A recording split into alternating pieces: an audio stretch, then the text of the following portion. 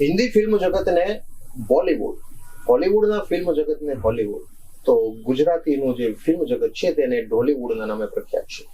વર્ષો સુધી એક આ ઇમેજ જળવાઈ રહી હતી ટોલીવૂડની. ટોલીવૂડ એટલે ઢોલ પીટીને આખા ફિલ્મોની અંદર ટ્રેડિશનલ પ્રકારના નૃત્યો કરવા, રાસ ગરબા અને એવું બધું ગામઠી શૈલીની એક આખી ગુજરાતી ફિલ્મ લાઈન હતી. થોડાક વર્ષોથી તેની અંદર ઘણો બધો સુધાર આવ્યો છે અને ધીમે ધીમે ઢોલીવૂડ કહેવાતું જે ગુજરાતી ફિલ્મ જગત છે તે અર્બન ફિલ્મો તરફ વળ્યું છે. આજકાલના જોવાનિયાઓને આવા ફિલ્મો જોવા ગમે છે અને ધીમે ધીમે તેનો ટ્રેન્ડ પણ વધતો રહ્યો છે. ખાસ કરીને જો જોઈએ તો સોશિયલ મીડિયાના માધ્યમથી તેનો જેવો પ્રચાર અને પ્રસાર થયો છે તેના કારણે ગુજરાતી અર્બન ફિલ્મો અત્યારે ખૂબ જ લોકપ્રિય થઈ રહી છે. ત્યારે આજે અગ્ર ગુજરાતના આંગણે એક એવી ફિલ્મની ટીમ આવી છે કે વારંવાર તમે એમને જોઈને કહેશો કે ફરી એક વખત ગુજરાતી ફિલ્મ જગતની એક એવી ટીમ આપણે અગ્ર ગુજરાતના આંગણે આવી છે ફરી એકવાર, અને તેમને જોઈને પણ આપ કહેશો કે જરૂર મળશું ફરી એકવાર. જે આ ફિલ્મનું નામ પણ છે ફરી એકવાર.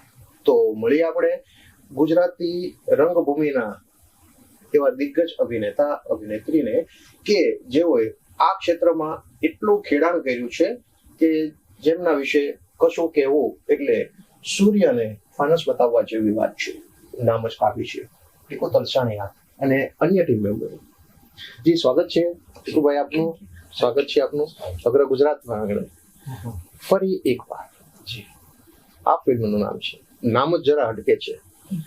ફરી એકવાર તો પહેલી વાર શું હતું એટલે ફરી એકવાર એ જોઈને તો ફરી એકવાર થયું. બિલકુલ. કારણ કે પહેલી વાર જે હતું એ ભૂસાઈ ગયું અને પછી આ બીજી વાર શરૂ થયું એટલે ફરી એકવાર થયું. ફરી એકવાર થયું. ફરી એકવારની જેમ વાત કરીએ તેમ સ્ટોરી લાઈન તો જે ગુજરાતી દર્શકોને ગમે છે એ જ પ્રકારની હશે, પણ એમ છતાં ઉપર છેલ્લી જરાક વાત કરીએ કે દર્શકો એ ફિલ્મ જોવા માટે પ્રેરાય કે શું છે એવું કશું ફરી એકવાર નવું? શું છે કે મોસ્ટલી આપણે આપણી જિંદગી જે છે ને બહુ જ મંડેન રીતે જીવતા હોઈએ છીએ. એટલે માણસ રિટાયર થઈ જાય તો રિટાયર થઈ જાય અને પછી ઘરે જ રહેતો રહે અને નવું કંઈ શરૂ કરવાની એને ધગસ ન હોય અથવા તો એની એટીટ્યુડમાં એવું હોય નહીં. તો આ ફરી એકવાર છે ને એને રીસ્ટાર્ટ આપશે. એક ડિફોલ્ટ સેટિંગમાંથી નીકળીને it be a restart to your journey. એટલે અમે એ જ કહેવા માંગીએ છીએ કે તમે તમારી જિંદગીને નીચે આમ સેટલ ન થવા દો, આગળ વધો અને ફરી એકવાર તમારી બધી જ પ્રવૃત્તિઓ, બધી જ વસ્તુઓ શરૂ કરો. ફરી એકવાર પ્રેમમાં પડો, ફરી એકવાર ડિવોર્સ ન લો, ફરી એકવાર એટલે ઘણી બધી વસ્તુઓ છે. ફરી એકવાર ડિવોર્સ ન લો. સારી લાઈન. અને શું કહીએ આપણે ઓલી કઈ લાઈન હતી મેં કેવું કે આપણે નિઃશુલ્ક હસાવી, નિઃશુલ્ક હાસ્ય અને ખડખડાટ કે જેની અંદર કશું કૃત્રિમતા ન હોય, ખડખડાટ દિલથી નીકળતું હાસ્ય. કારણ કે આજકાલનું જે હાસ્ય છે એ પ્લાસ્ટિકયું હાસ્ય થઈ ગયું છે, ખાસ કરીને સોશિયલ મીડિયાના જમાનામાં.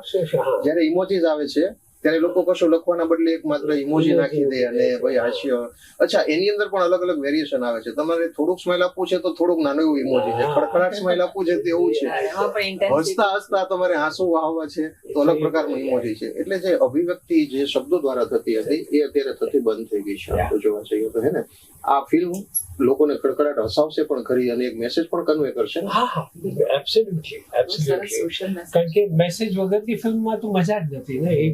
કંઈક એવું લાગે કે મેં તમને મારો કબાટ દેખાડ્યો પણ કપડા નહીં દેખાડ્યા, કબાટની અંદર પડેલા કપડા ના દેખાડ્યા. એટલે એવું નથી, પણ આમાં એક આત્મા પણ છે. આમાં it has a soul, it has શું કહેવાય the final things of life. Purpose છે આ ફિલ્મની અંદર. એક ખાલી માત્ર તમે આવો ધડમાથા વગરની જેમાં ખાલી હસો જતા રહો. તમને યાદ ન હોય ઘર પહોંચ્યા પછી કે મેં આજે શું જોયું, મને શું હતું, એવું ન થયું. ફિલ્મ જોયા પછી તમને વિચારવા માટે મજબૂર કરે. કઈ તમે લઈને ઘરે જાઓ. એક ફિલ્મ તમારી સાથે રહે, તમારા મગજમાં વિચારોમાં એ રહે થોડાક દિવસો. સાચું તો એ જ છે કે થિયેટરની બહાર આવ્યા પછી લોકો ત્યાં બધું મૂકીને જતા રહે છે. અમુક એવી થોડી ઘણી ફિલ્મો છે કે જે વર્ષો પછી આજે પણ લોકોને યાદ રહેતી હોય છે. તેનો મેસેજ જે છે એ રીતે રમતા રમતા આપી દેવાયો હોય છે કે લોકો ક્યારેય ભૂલતા નથી. તો એવી આશા રાખી શકાશે કે આ ફિલ્મની અંદર પણ એ રીતે જ મેસેજ કન્વે થયો હશે. મેસેજ કરતા અમે એક એવી સરસ વસ્તુ દેખાડી રહ્યા છીએ જે તમને યાદ રહેશે. તમને અમારે કોઈને શીખ નથી આપવી, કારણ કે આજે તમે કોઈને શીખ આપવા જાઓ ને તો એને એમ થાય કે જો વાયડો થાય. બરાબર. એમાં અમારે વાયડા નથી થવું. અમારે એને પ્રેમથી સમજાવવું છે કે આમ પણ કામ પકડી શકાય ને આમ પણ કામ પકડી શકાય. તમે પ્રેમથી સમજાવવાની વાત કરી તો એટલે આ સબ્જેક્ટની આમ તો બહારનો વિષય છે, પણ આપ જોયું જાણ્યું હશે કે રાજકોટ સહિત આખા ગુજરાતના મેટ્રો સિટીની અંદર હમણાં ગઈકાલે જે હેલ્મેટની ડ્રાઈવ હતી એની અંદર પણ ગઈકાલે જે વસ્તુ થઈ આજે પ્રેમથી સમજાવવામાં આવી. પોલીસે જ આજે ગાંધીગીરી કરી અને લોકોને ઉભા રાખીને કશો દંડ ન ફટકાર્યો અને ગુલાબ આપ્યો પ્રેમથી. તો ગઈકાલ કરતા આજનો જે મેસેજ છે આ તો જસ્ટ વાત છે કે એ વધારે લોકોને અપીલ કરી ગયો. એટલે એવું જ છે આ ફિલ્મની અંદર. ફિલ્મની સ્ટારકાસ્ટ જો આપણે જોઈએ તો એક આપ છો અને એક અમીબેન છે. એમને કોણ નથી ઓળખતું? એ કોણ નથી એ તો પૂછો. અને તમે બે દિગ્ગજો એવા છો દાખલા તરીકે કે અમે આવતીકાલે જો ફોટો છાપશું તો નીચે લખવું નહીં પડે કે અભિનેતા ટીકુ તલસાણીયા કે અવનીબેન, એવું લખવું નહીં પડે. જેમ અમિતાભ બચ્ચનના ફોટાની નીચે લખવું નથી પડતું. બચ્ચન સાહેબ બહુ મોટા છે એટલે જસ્ટ ચહેરો એટલો છે કે લખવું નથી પડતું. અને આપે તો રંગભૂમિની અંદર પણ ઘણું બધું ખેડાણ થયું છે. ત્યારથી લઈને દીનાબેન પાઠક ના પુત્રી સુપ્રિયાબેન છે આમાં, અને એમનો પણ રોલ બહુ સરસ છે અને એમણે પણ બહુ જ સરસ કામ કર્યું છે. અત્યારે બિઝી છે એટલે આવી નથી શક્યા, પણ she has done a wonderful job. બોલ્યો કે રાસલીલા રામલીલા પછી એની અંદર એનું જે દમદાર કેરેક્ટર હતું એ પછી તો લોકોની એના અપેક્ષા વધી ગઈ છે. અને આ ફિલ્મની અંદર પણ એવો એનો કલ્ટી રોલ હશે એવું. હા એ તો આ છે એ પિક્ચરની જેમ આ પિક્ચરમાં પણ એમનો રોલ એટલો સરસ છે કે એ બધા ઓડિયન્સના માઇન્ડમાં એક અલગ જ આખી ઇમ્પ્રેશન ઊભી કરશે. જીવાદોરી છે ફિલ્મની. કારણ કે મેં જે જોયું ને કે એમના રોલ ઉપરથી જેવું લાગ્યું કે તમામ કેરેક્ટરોને એક સાથે સાંકળી શકે એમનો રોલ અને આપનો રોલ. ખાસ કરીને મેઇન રોલ તો જે છે પિતા અને પુત્રીનો જે સંબંધોને તાણાવાળા ગોઠેલા છે કે પિતા અને પુત્રીએ એ સંબંધોથી આગળ વધીને એક મિત્રતા જેવો સંબંધ કેળવે. ખાસ કરીને અત્યારના સમાજમાં પિતાઓની એટલી બધી ભાગદોડને કારણે એટલું સંતાનો તરફ નાના હોય ત્યાં સુધી ધ્યાન આપી શકે છે, પણ મોટા થઈને એકવાર જયારે ફ્રી થઈ જાય ત્યારે ધ્યાન નથી આપી શકાતું અને એના હિસાબે કંઈક ને કંઈક પ્રોબ્લેમ ક્રિએટ થતા હોય છે. આ ફિલ્મની અંદર હું માનું છું કે એવો કંઈક હું છે ને હું કઈ આપી નહીં શકું તમને, કારણ કે આના માટે તમારે મારી જોવી પડશે. આમાં છે એવું છે કે ખાલી એક જ એંગલ નથી, ખાલી ફાધર ડોટર નો જ એંગલ નથી, એક સિંગલ મધર અને એની ડોટર નું બી છે. સુપ્રિયા મેમ જે રોલ પ્લે કરે છે તો એની એ સિંગલ મધર છે, એમની પણ એક ડોટર છે, નેત્રી ત્રિવેદી પ્લે કરે છે. હા, અને એક ફાધર ડોટર નું તો છે જ, અને સાથે સાથે અલગ બે લવ સ્ટોરી બી ચાલે છે. ઘણા બધા ઇમોશન્સ છે જેને એક સાથે અમે લોકોએ એક તાતરે બાંધવાનો પ્રયત્ન કર્યો છે. મેં એમને કહ્યું હતું કે મને પણ એક લવ સ્ટોરીમાં ઇન્વોલ્વ કરવું, પણ એમને મને પછી પણ એવું કદાચ એમનો એંગલ એવો હશે કે હવે તમે ઉંમરને કારણે લવ સ્ટોરીમાં ફિટ નહીં થઈ શકો, પણ એવું નથી. આમાં એવું છે, અમારી ફિલ્મમાં એવું છે, અમે એમ કહેવા માંગીએ છીએ કે પ્રેમ તો ગમે ત્યારે થઈ શકે, ઉંમરના કોઈ પણ તબક્કે થઈ શકે. તમે યંગ હો તો થાય, જે બાળકને પોતાની મા માટે થાય છે એમ એક બાપને પોતાની દીકરી માટે થાય છે. એટલે પ્રેમ તો થવાનો છે. શરીર વૃદ્ધ થાય છે, હૃદય અને મગજ ક્યારેય વૃદ્ધ નથી થતું. અને કમસે કમ લાગણીઓના જે સંબંધો હોય છે એની અંદર તો હૃદય હંમેશા પુલકિત જ રહેતું હોય છે. સર, આપને એક એવો એક ગુજરાતી ફિલ્મનો અત્યારે જે ધીમે ધીમે ક્રેઝ આપના જેવા જે દિગ્ગજો છે તેને કારણે ધીમે ધીમે લોકોને જોવી ગમે છે. પહેલા ગુજરાતી ફિલ્મો ગામડાના દર્શકો પૂરતી સીમિત હતી. જો કે 30-35 વર્ષ પહેલા શહેરના લોકો પણ જોતા હતા, કારણ કે એમની પાસે ગુજરાતી ફિલ્મો અને હિન્દી ફિલ્મો વચ્ચે ત્રીજો કોઈ ઓપ્શન નહોતો. અત્યારે જેમ સાઉથની ફિલ્મો આવી છે એટલે લોકો કમ્પેરિઝન કરે છે. આવનારા દિવસોમાં ગુજરાતી ફિલ્મનું ભવિષ્ય કયા એંગલે આપણે જઈએ, કઈ લાઈન દોરી ઉપર જઈએ તો ઉજ્જવળ છે? ઉજળું છે, બહુ ઉજળું છે. અને આઈ થિંક હજી એક એટલે સ્તર તો બહુ જ ઊંચો થઈ ગયો છે ગુજરાતી ફિલ્મોનો. આજે પણ 4 કરોડ 5 કરોડની ફિલ્મો બની રહી છે, which is something very good. અને ગુજરાતી ફિલ્મોને એક નવું સ્તર મળી રહ્યું છે, એક નવી જગ્યાએ, એક નવા મુકામે પહોંચી છે, અને એ મુકામ હવે વધતું જ જશે, એ નીચે નહીં આવે. It will go up end up end up end up. બજેટની વાત કરીએ તો બીજી રિજનલ ફિલ્મોની સરખામણીમાં ગુજરાતી ફિલ્મોનું બજેટ પણ થોડુંક સીમિત હોય છે, એવું પણ કશું કારણ કોઈ ક્યારેક હોય છે ને ક્યારેક નથી હોતું. જેવી સ્ટોરી હોય છે, સ્ટોરી પ્રમાણે હવે કોઈ એવું બજેટ કેટલું રિક્વાયરમેન્ટ હોય કે દરેક વાર્તામાં કેટલું બજેટ બનાવવા માટે જોઈશે, એટલું બને. અને આ વર્ષ તો અમે બહુ સારું રહ્યું. 2025 ગુજરાત ઇન્ડસ્ટ્રી માટે અત્યાર સુધીનું બેસ્ટ વર્ષ રહ્યું છે, કારણ કે આ વર્ષે ઘણી બધી ફિલ્મોના બોક્સ ઓફિસ બહુ સારા આવ્યા. બસ તો આવો પ્રોત્સાહન મળતું રહે તો બજેટ ઓટોમેટિક વધતું જશે. અને પહેલા એક ટાઈમ હતો કે ગુજરાતી ફિલ્મો 50, 60, 75 લાખમાં બનતી, બરાબર, પણ હવે એક એવરેજ ગુજરાતી ફિલ્મ 4-1 કરોડની આજુબાજુ બને છે. તેના કારણે ગુજરાતી ફિલ્મોના કલાકારોને પણ જે સારું વળતર, અને ગામડામાંથી ઘણા બધા સારા કલાકારો અત્યારે આવી રહ્યા છે. ક્વોલિટી ઓફ સિનેમા અચ્છા, સિનેમેટોગ્રાફી પણ સારી, પછી અલગ લોકેશન, ટેકનિકલ સાઉન્ડ અત્યારે વધારે કરી રહી છે. ગીતોમાં પણ જો વેરિએશન આવે છે, લોકોને ગમે એવું મ્યુઝિક અત્યારે પીરસાઈ રહ્યું છે. તમે ગીતો સાંભળ્યા અમારી ફિલ્મમાં 3 ગીતો છે. રોમેન્ટિક સોંગ છે, એક પાટણથી પટોળા જે ફોક સોંગ છે, એનું એક સરસ ફ્યુઝન રેપ વર્ઝન છે, અને થીમ સોંગ છે ફરી એકવાર, જે મારી ફિલ્મની થીમ છે. તો અલગ પ્રકારનું યુથને ગમે એવું અને આપણને પણ ગણગણવું ગમે એવું ગીત 3 ગીતો છે.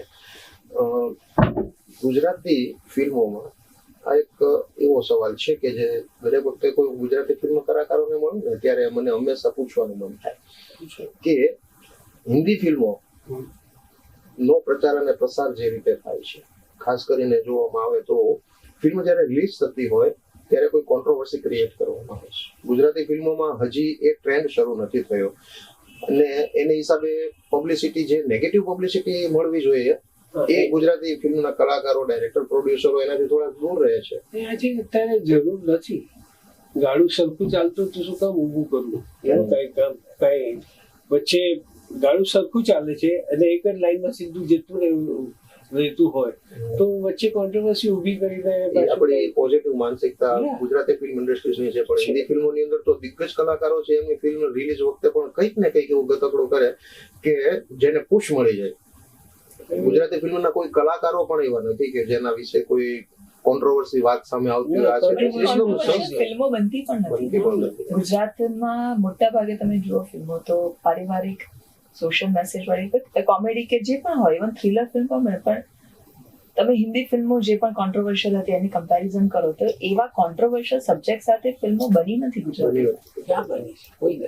બરાબર. અને એક મેકર તરીકે આઈ થિંક અખિલ સર કહી શકે કે મેકર ક્યારે નથી ઈચ્છતો કે મારી ફિલ્મના પોસ્ટર ફાટી જાય, સળગાવી દેવામાં આવે, એવા કોઈને ના ગમે, બરાબર. એટલે જેમ સરે કીધું ને, જો બરાબર પોઝિટિવ ચાલી રહ્યું હોય તો પછી નેગેટિવ શું કામ લાવવું?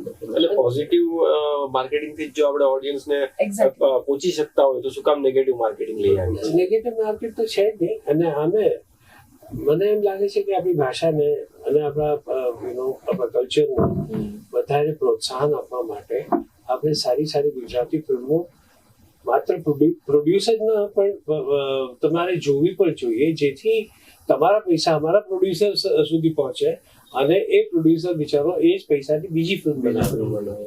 પછી તમે સાવ ધોઈ નાખો ને, it doesn't happen that way now. પણ એમ છતાં કે પાછલા છેલ્લા એકાદ દશકાથી તો સારો ટ્રેન્ડ શરૂ થયો છે અર્બન ફિલ્મોના નામે, જે ગુજરાતીમાં એ ટ્રેન્ડ સારો છે, અને એક ઢોલીવુડની છાપ હતી એ ધીમે ધીમે ભૂસાઈ રહી છે. તમે શું આ ફિલ્મ વિશે એવી જાણકારી આપશો કે જે દર્શકોને પણ આકર્ષી શકે અને અમને પણ એવી ઉત્કંઠા અત્યારથી જ રહે? રિલીઝ ક્યારે થશે આ? 12 સપ્ટેમ્બર. ઓકે. મેં જેમ કીધું એમ કે આમાં કોઈ બી એક એંગલ નથી કે ખાલી ફાધર ડોટર તો એ જ ચાલે નહીં. એમાં ઘણા બધા અમે લોકો ઘણા બધા ઇમોશન્સ છે જે ઓડિયન્સને અલગ અલગ ટાઈમે અલગ અલગ એક ઇમોશન્સ થી ઝઘડી રાખશે. મેં કીધું એવી રીતના મધર ડોટર છે, ફાધર ડોટર છે, લવ સ્ટોરી છે, એ ઘણા બધા એંગલ્સ છે કે જે ઓડિયન્સને કન્ટિન્યુ એક લાઈન પર એક જ ઇમોશનમાં ઓડિયન્સને બોર નહીં થવા. ફિલ્મ ક્યાં પૂરી થઈ ગઈ એ દર્શકોને ખ્યાલ નહીં આવે, એમ કે એકદમ સરળતાથી ચાલી જશે. પેલું ધી એન્ડ આવશે ને કે ત્યાં તો લાઈટ ચાલુ થઈ જશે. ત્યારે ઓહો બહુ ઝડપથી પૂરી થઈ ગઈ, એટલી રસાળ શૈલીમાં છે ફિલ્મ. સરસ. તો આશા રાખીએ કે આ ફિલ્મ આપણી ફરી એકવાર ખૂબ જ સફળ થાય. ફરી એકવાર તમે અમારા આંગણે આવો અને ફરી એકવાર આપ એક નવી ફિલ્મ લઈને પણ આના પછી આવો, એવી આશા અને અપેક્ષા છે. તો આ હતી ફરી એકવારની ટીમ. 12 તારીખે રજૂ થશે નજીકના સિનેમાઘરોની અંદર, આપ નિહાળી શકશો. જે રીતે આપણે જોયું અને જાણ્યું, ફિલ્મ એકદમ હટકે છે અને ફિલ્મી ભાષામાં દરેક વખતે કહેવાતું હોય છે હટકે છે, પણ ખરા અર્થમાં આ ફિલ્મની સ્ટોરી લાઈન અને તેની અંદરના જે સોંગ છે, કલાકારો છે, તેમનો અભિનય છે, તે આપણે હટકે જ જોવા મળશે. તો 3 દિવસ પછી નજીકના સિનેમાઘરોમાં જોવાનું ચૂકશો નહીં. ફરી એકવાર નમસ્કાર.